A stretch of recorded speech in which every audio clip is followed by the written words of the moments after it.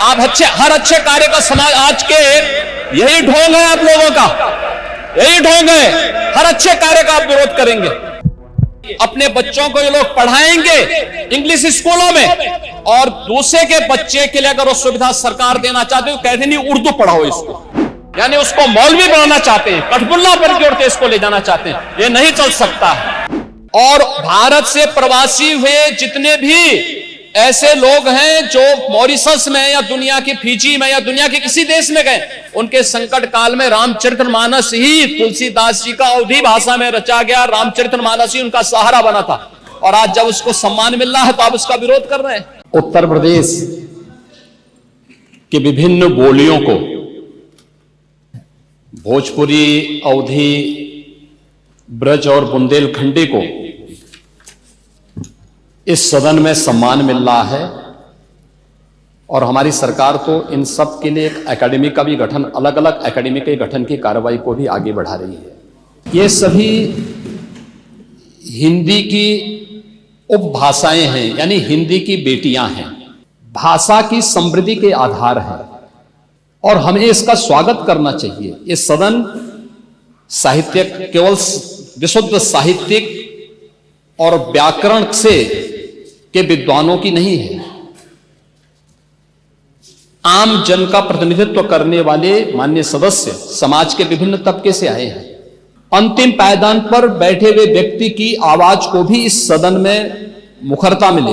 अगर किसी को हिंदी में वह धारा प्रवाह नहीं बोल सकता तो उसको भोजपुरी में भी अपनी बात को रखने का अधिकार मिलना चाहिए, अवधी में, ब्रज में या बुंदेलखंडी में उसको रखने का अधिकार मिलना चाहिए। ये कौन सी बात हो गई कि भोजपुरी में ना बोले, अवधी में ना बोले, इसका विरोध अंग्रेजी का, बुंदेलखंडी में ना बोले और उर्दू की आप वकालत कर रहे हैं।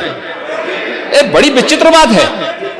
आप मुझे बताइए, मैं इसीलिए कहता हूं कि आप समाजवादियों का चरित्र ही इतना दोहरा हो चुका है, इतना दोहरा हो चुका है कि अपने बच्चों को भेजेंगे इंग्लिश पब्लिक स्कूल में और दूसरों के बच्चों को बोलेंगे कि एक गांव के उस विद्यालय में पढ़े जहां संसाधन भी नहीं है। ये दोहरा आचरण और जाकी रही भावना जैसी प्रभु मोररी देखी दिन तैसी, यह तो आचरण आप लोगों का है। इसीलिए आपने कल भी भोजपुरी का विरोध किया, अवधी का विरोध किया, बुंदेलखंडी का विरोध किया और आप लोग अपने दैनिक जागरण में, दैनिक जीवन में इस प्रकार के आचरण के आदी हो चुके हैं। और इसलिए अध्यक्ष जी, इसका अभिनंदन हम लोग करते हैं और इन बोलियों को सम्मान मिलना चाहिए। इनके संरक्षण के लिए ही हमारी सरकार भोजपुरी एकेडमी का गठन कर रही है, अवधी एकेडमी का गठन कर रही है संत तुलसीदास जी के नाम पर। इसी के आधार पर ब्रज भाषा इतनी समृद्ध भाषा है। सूरदास जी ने अपनी सभी रचनाएं उसी भाषा में दी हैं। संत तुलसीदास जी ने अपनी कालजयी रचना रामचरितमानस, जो इस सदन में ही नहीं, उत्तर भारत के अंदर और भारत से प्रवासी हुए जितने भी ऐसे लोग हैं जो मॉरिशस में या दुनिया की फिजी में या दुनिया के किसी देश में गए, उनके संकट काल में रामचरितमानस ही तुलसीदास जी का अवधी भाषा में रचा गया रामचरितमानस ही उनका सहारा बना था। और आज जब उसको सम्मान मिल रहा है तो आप उसका विरोध कर रहे हैं। बड़ी विचित्र सी स्थिति है। आप हर अच्छे कार्य का समाज आज के यही ढोंग है आप लोगों का, यही ढोंग है। हर अच्छे कार्य का आप विरोध करेंगे, हर अच्छे कार्य का आप विरोध करेंगे। हर अच्छा कार्य जो प्रदेश के हित में है, देश के हित में है, आप उसका विरोध करेंगे।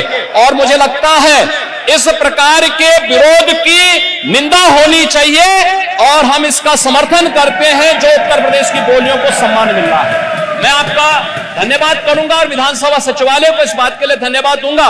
कल हम लोगों ने यहां पे इसका शुभारंभ किया, समाजवादी पार्टी ने उसका विरोध किया है और मुझे लगता है कि प्रोसीडिंग का हिस्सा होना चाहिए। इनको समाज के सामने एक्सपोज करना चाहिए। अपने बच्चों को ये लोग पढ़ाएंगे इंग्लिश स्कूलों में और दूसरे के बच्चे के लिए अगर वो सुविधा सरकार देना चाहते हो कहते नहीं उर्दू पढ़ाओ इसको, यानी उसको मौलवी बनाना चाहते हैं, कठपुल्ला पर की ओर इसको ले जाना चाहते हैं। ये नहीं चल सकता है।